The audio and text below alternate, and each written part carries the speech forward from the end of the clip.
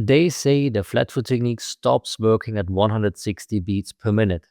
But what if that limit isn't real? Today you'll see a drummer who took that same technique, no heel toe, no swivel, and hit 200 BPM clean. My name is Martin and I'm the founder of Marthyn's Drum Camp.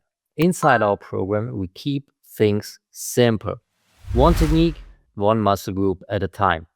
The flat foot technique is all about your hip flexors. Think of it like the gym. You start light, build strength, and increase resistance. That's exactly how my student Marthyn pushed his technique all the way to 200 BPM. So let me show you how that works inside our system. When we talk about the flat foot technique, we are really talking about training one specific muscle group, your hip flexors. And just like at the gym, we build that muscle by adding resistance over time. Sometimes that resistance comes from ankle weights. Other times it comes from increasing the tempo, starting at 70 to 80 BPM, 90 BPM, step by step. We start on the floor, not on the pedals. That's where our students learn the motion in the simplest possible way, lifting the leg with the hip flexor and dropping it back down.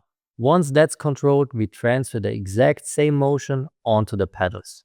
Same muscle, same movement, only the resistance changes. This is why our students build both strength and endurance in a predictable way instead of guessing. Inside our flat foot technique course, we keep everything structured and clean. The course is split into 4 parts, and in each part you get 2 follow-along workouts, plus all the theory on how to train your hip flexors properly. We start extremely slow, at 70 beats per minute, so everyone can build control first. By the end of part 4, most students reach about 175 BPM with clean, powerful single strokes.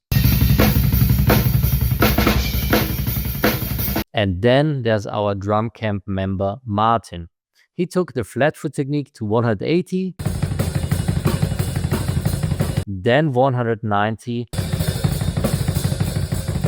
and finally 200 beats per minute, proving that this approach doesn't have the limits most people think it does. Every drummer wants to be faster, tighter, and more precise. But as a teacher, the highest payoff is when your students become faster than you. For me personally, the flat foot technique works beautifully up to around 150 to 160 BPM, and then I switch to the ankle technique. Now, seeing Marthyn push the flat foot technique to 200 BPM, that's the best feeling I can have as a teacher. The real secret of our program isn't complexity, it's sequence. First, we train one muscle group on the floor. Second, we add resistance with ankle weights to build strength and endurance. Third, we transfer the same motion onto the pedals. No changes, no confusion. That's how you create real progress. If you want to learn more about Marthyn's Drum Camp, then you'll find the link below this video. When you join, you also get a one-on-one welcome call with me, so we can set up your practice plan and make sure you see progress as fast as possible. Thanks for watching. Cheers from Vienna. Bye.